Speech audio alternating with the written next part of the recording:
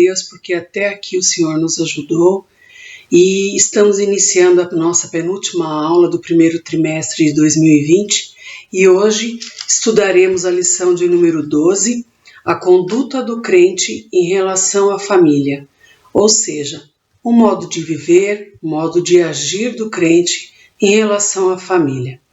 O nosso texto áureo: por isso deixará o homem o seu pai e sua mãe, e se unirá à sua mulher, e serão dois numa carne. A verdade prática: Deus estabeleceu o casamento monogâmico, heterossexual e indissolúvel, isto é, a instituição da família para a glória do nome dele. A nossa leitura bíblica em classe está em Efésios capítulo 5, versículos 21 ao 33, e também no capítulo 6 de Efésios, do versículo 1 ao 4, que nós faremos a leitura mais adiante, que trata sobre os filhos. Então, hoje nós estaremos estudando os seguintes tópicos com os objetivos específicos. O primeiro, nós vamos refletir sobre a conduta bíblica prescrita aos maridos, demonstrar como a mulher casada é comparada à Igreja de Cristo e ainda orientar a conduta dos pais e filhos no ambiente familiar. Então, fazendo a nossa leitura bíblica em classe, que está lá na carta de Paulo aos Efésios, capítulo 5, versículo 21 a 33. Sujeitando-vos uns aos outros no temor de Deus. Vós, mulheres, sujeitai-vos a vosso marido como ao Senhor. Porque o marido é a cabeça da mulher, como também Cristo é a cabeça da igreja, sendo ele próprio o Salvador do corpo. De sorte que, assim como a igreja está sujeita a Cristo, assim também as mulheres sejam em tudo sujeitas a seu marido. Vós, maridos, amai vossa mulher, como também Cristo amou a igreja e a si mesmo se entregou por ela, para a santificar, purificando-a com a lavagem da água, pela palavra, para a apresentar a si mesmo igreja gloriosa, sem mácula, nem ruga, nem coisa semelhante, mas santa e irrepreensível. Assim devem os maridos amar a sua própria mulher como a seu próprio corpo. Quem ama a sua mulher, ama-se a si mesmo, porque nunca ninguém aborreceu a sua própria carne, antes a alimenta e sustenta, como também o Senhor a igreja, porque somos membros do seu corpo. Por isso, deixará o homem seu pai e sua mãe, e se unirá à sua mulher, e serão dois numa carne. Grande é este mistério. Digo, porém, a respeito de Cristo e da Igreja. Assim também vós, cada um em particular, ame a sua própria mulher como a si mesmo, e a mulher reverencie o marido. Amém? Então, na nossa introdução, o Paulo faz aqui uma analogia, uma comparação entre o casamento e a união de Cristo com a Igreja, que é figurada essa união pelo casamento. E o ponto central da nossa lição de hoje é que o relacionamento familiar é um projeto divino, é um projeto de Deus, onde cada um dos membros da família cristã desempenha papéis diferentes, com a responsabilidade de glorificar a Deus e transmitir à sociedade o padrão moral e espiritual da família, que está fundamentado na palavra de Deus. Então, irmãos, a Bíblia destaca o papel dos pais e dos filhos no seio familiar, dentro da família, tudo em obediência à palavra divina, a fim de que a família mantenha a comunhão e a convivência de forma harmoniosa. No tópico 1, falaremos sobre a conduta do crente como marido. Os subtópicos nós temos o papel do marido como líder da família, o amor como elemento primordial e o cuidado do marido à esposa. Nosso Deus delegou, ou seja, determinou ao homem, o marido, ser líder do lar, liderança do lar. Aqui é uma grande responsabilidade, um grande fardo que pesa sobre os ombros do marido para que ele seja simplesmente como Cristo, que é o cabeça, que é quem tem que pensar, planejar, decidir e agir. O homem não tem que bater, não tem que humilhar, mas sim por ser a cabeça da mulher, como está em 1 Coríntios, capítulo 11, versículo 3. Quero, entretanto, que saibais ser o Cristo o cabeça de todo homem, e o homem a cabeça da mulher, e Deus a cabeça de Cristo.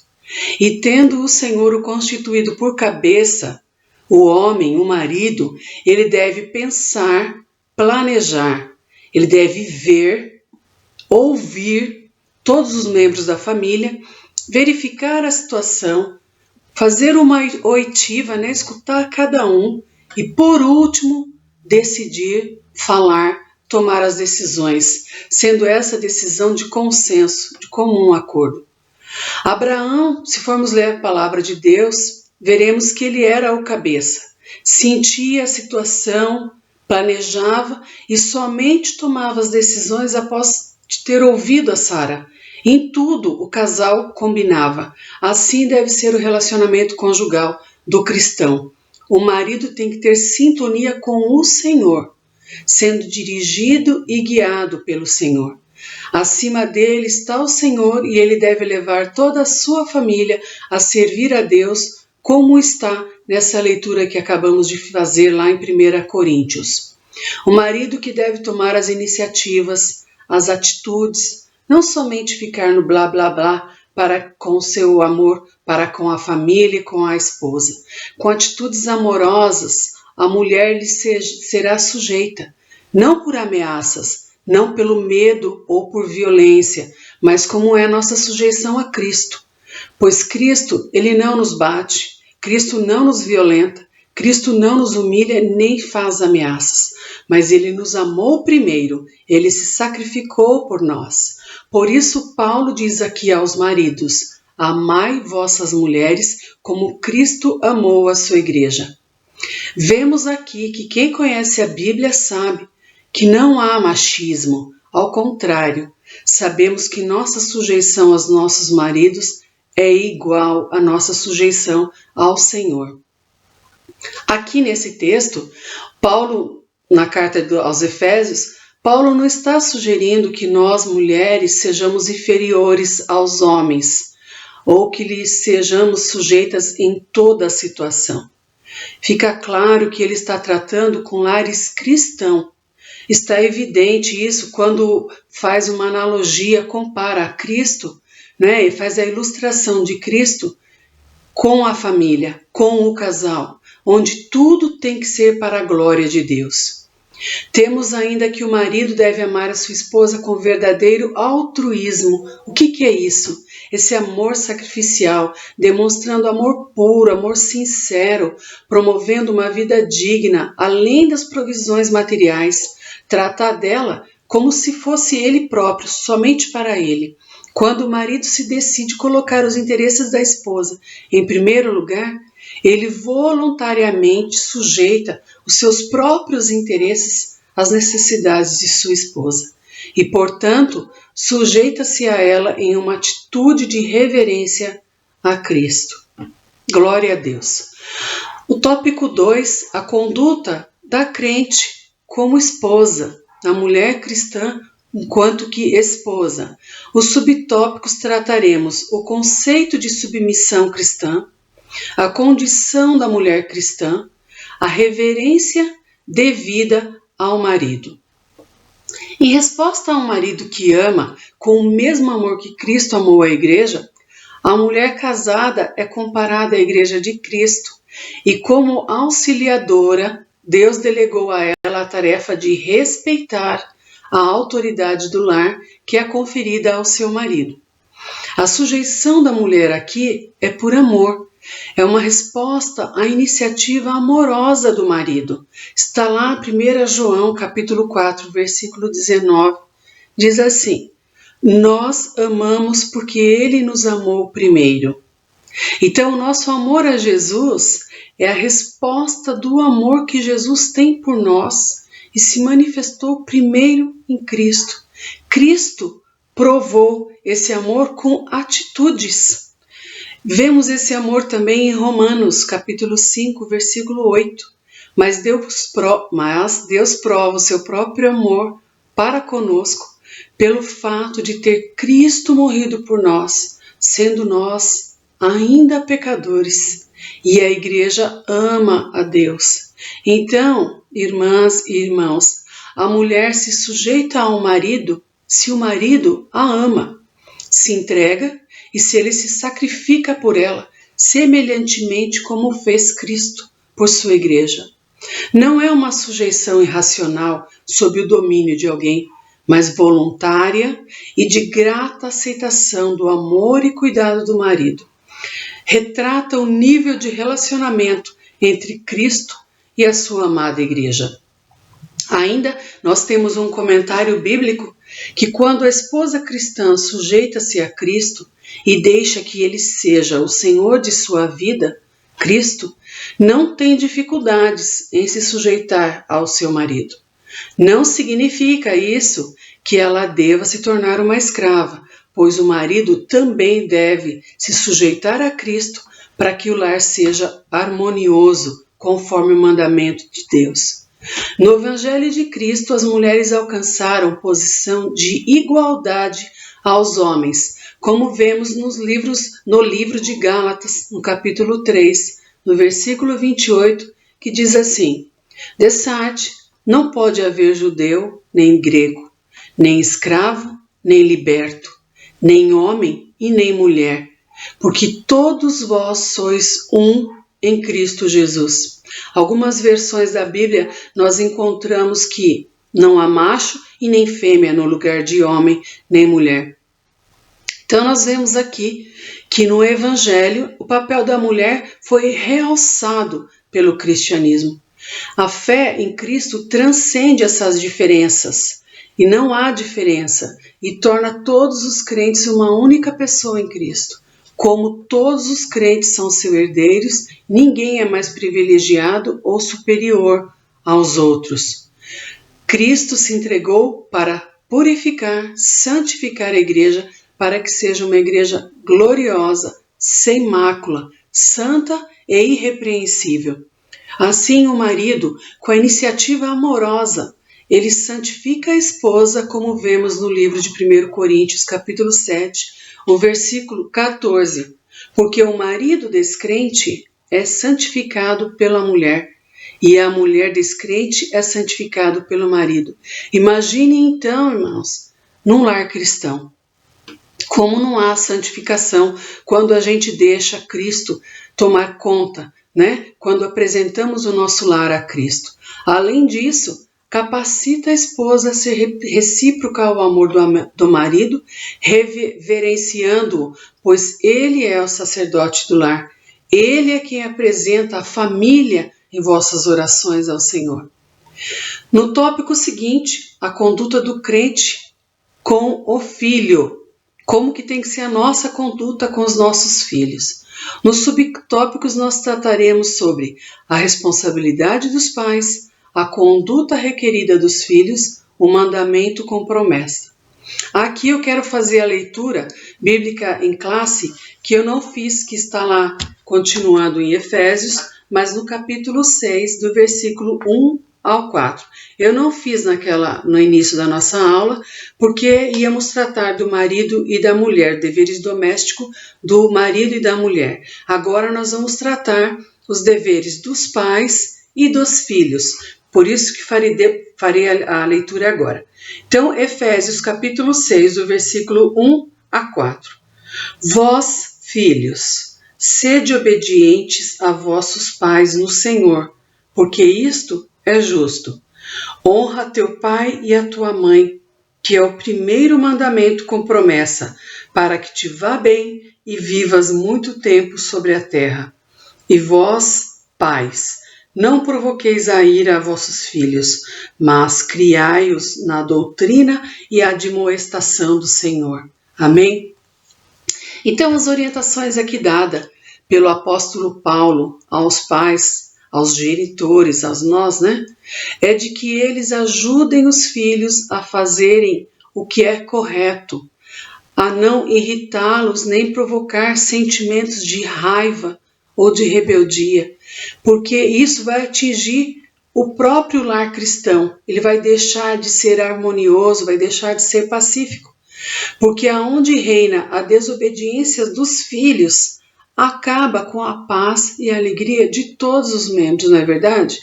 Então nós pais temos o dever de educar os nossos filhos, e é o pai, é a mãe, não é a escola, não é a creche, não é a babá, não são os avós. Nós não podemos terceirizar a educação dos nossos filhos como nós temos visto por aí, Temos que aprender a dizer não e temos que ter autoridade sobre eles, porque Deus vai requerer isso de nós. Também não podemos abusar dessa autoridade que Deus nos concedeu. Devemos usar de brandura e de amor, sem o rigor excessivo ou imposições injustas, sem o favoritismo, esse, aquele, filho, sermos negligentes às necessidades deles. Nós pais é que devemos ensinar a doutrina cristã aos nossos filhos, e não a escola bíblica dominical. A escola bíblica dominical é apenas um complemento. Nós devemos criar os nossos filhos na disciplina e admoestação do Senhor, que são a maior responsabilidade imposta a nós pais. Criá-los na disciplina apropriada, que é o desenvolvimento do caráter e obediência das normas, com vistas ao aprendizado no conhecimento do dever que Deus requer deles. Assim, os pais provocam e desanimam os filhos quando dizem uma coisa e fazem outra, sempre criticando e nunca elogiando, fazendo promessas e não cumprindo, sendo injustos na disciplina, mostrando um certo favoritismo. Temos que tomar muito cuidado com essas situações.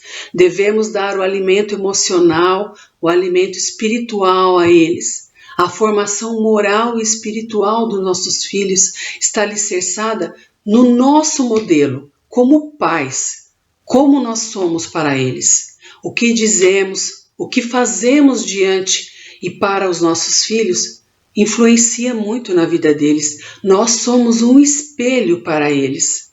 O desenvolvimento do menino Jesus é um grande exemplo para nós. Encontramos lá em Lucas, no capítulo 2, versículo 52, que Jesus crescia em sabedoria, estatura e graça diante de Deus e dos homens. E o apóstolo Paulo apresenta os motivos para os filhos obedecerem aos pais. E quais são? A obediência, ela é correta. Por quê? Os pais colocaram os filhos no mundo, têm mais conhecimento e sabedoria. A obediência, ela é ordenada, é um mandamento de Deus honrar, que significa muito mais que mostrar respeito e amor por eles. É cuidar deles enquanto precisarem e procurar honrá-los pela maneira de viver, da forma como os filhos vivem, é uma maneira de honrar-nos. A obediência traz bênçãos para que se prolongue os seus dias na terra. Já o pecado sempre empobrece e a obediência sempre enriquece. Para concluir nossa lição, de acordo com o modelo divino, todos os membros da família cumprem os deveres específicos, ou seja, o marido deve liderar e amar a sua esposa.